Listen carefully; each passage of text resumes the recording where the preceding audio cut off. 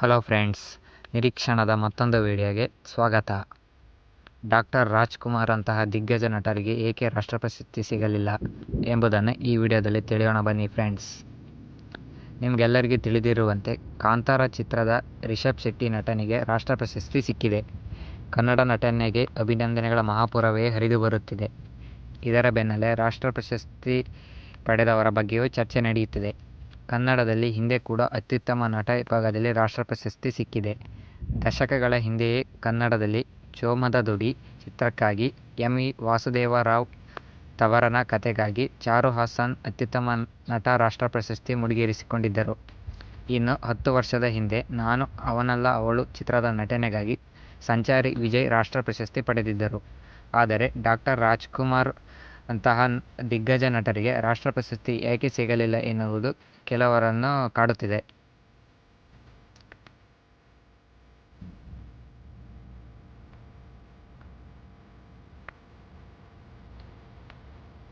ಚಿತ್ರರಂಗದ ಅತ್ಯುನ್ನತ ಗೌರವ ದಾದಾ ಸಾಹೇಬ್ ಫಾಲ್ಕೆ ಪದ್ಮಭೂಷಣ ಸೇರಿ ಹಲವು ಪ್ರಶಸ್ತಿಗಳನ್ನು ಮುಡಿಗೇರಿಸಿಕೊಂಡ ಡಾಕ್ಟರ್ ರಾಜ್ಕುಮಾರ್ ಇಂತಹ ಮಹಾನ್ ನಾಯಕನಿಗೆ ರಾಷ್ಟ್ರ ಪ್ರಶಸ್ತಿ ಏಕೆ ಸಿಗಲಿಲ್ಲ ಎನ್ನುವ ಪ್ರಶ್ನೆ ಕೆಲವರನ್ನು ಕಾಡುತ್ತಿದೆ.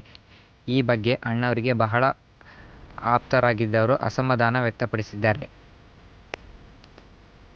90 ವರ್ಷಗಳ ಕನ್ನಡ ಚಿತ್ರರಂಗದ ಇತಿಹಾಸದಲ್ಲಿ ಕನ್ನಡ ಬೆಳ್ಳಿ ಪರದೆ ಕಂಡದ್ದು ಈ 3-4 ಉತ್ತಮ ಕಲಾವಿದರಿಂದ ಮಾತ್ರ ಅಲ್ಲವೇ? ಅವರ್ಯಾರೆಂದರೆ ಡಾಕ್ಟರ್ ರಾಜ್ಕುಮಾರ್, ಬಾಲಕೃಷ್ಣ, ನರಸಿಂಹರಾಜು, ಡಾಕ್ಟರ್ ವಿಷ್ಣುವರ್ಧನ್.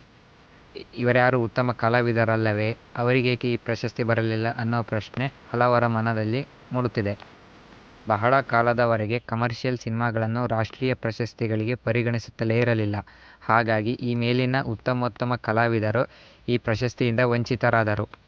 ಕಸ್ತೂರಿ ನಿವಾಸ ಚಿತ್ರದ ಅಭಿನಯಕ್ಕಾಗಿ ರಾಜ್ಕುಮಾರ್ ಅವರಿಗೆ ರಾಷ್ಟ್ರ ಪ್ರಶಸ್ತಿ ಅಂತ ಆಲ್ ಇಂಡಿಯಾ ರೇಡಿಯೋದಲ್ಲಿ ರಾತ್ರಿ ಸುದ್ದಿ ಬರುತ್ತದೆ. ಈ ಬೆಳಗ್ಗೆ ಅವರ ಬದಲಾಗಿ ಎಂಜಿಆರ್ ಅವರ ಹೆಸರು ಅನೌನ್ಸ್ ಆಗುತ್ತದೆ.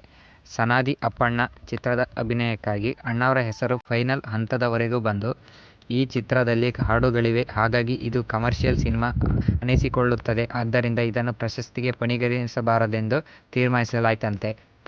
ಆದ್ದರಿಂದ ಇದರ ಹಿಂದಿನ ಹುನ್ನಾರಗಳನ್ನೆಲ್ಲ ನಾವು ಅರ್ಥ ಮಾಡಿಕೊಳ್ಳಬೇಕು. ಮತ್ತೊಮ್ಮೆ ಎಲ್ಲರಿಗೂ ಅಭಿನಂದಿಸುತ್ತಾ ಈ ಪ್ರಶಸ್ತಿಗಳು ಬಂದಿರುವುದೇ ಹೋಮ ಹವನಗಳಿಂದ ಅಂದುಬಿಟ್ಟು ಅವರ ಶ್ರಮಕ್ಕೆ ಹಾಗೂ ಅವರ ಪ್ರತಿಭೆಗಳಿಗೆ ಯಾರೂ ಅವಮಾನ ಮಾಡದೆ ತಮ್ಮಲ್ಲಿ ಮನವಿ ಮಾಡಿಕೊಳ್ಳುತ್ತೇವೆ. ಕೊನೆ ತನಕ ವಿಡಿಯೋನ ನೋಡಿದ್ದಕ್ಕೆ ಧನ್ಯವಾದಗಳು. ಹೀಗೆ ಇನ್ನಿತರ ಮಾಹಿತಿ ವಿಡಿಯೋಗಳಿಗಾಗಿ ನಮ್ಮ ಚಾನಲನ್ನು ಸಬ್ಸ್ಕ್ರೈಬ್ ಆಗಿ. ಧನ್ಯವಾದಗಳು.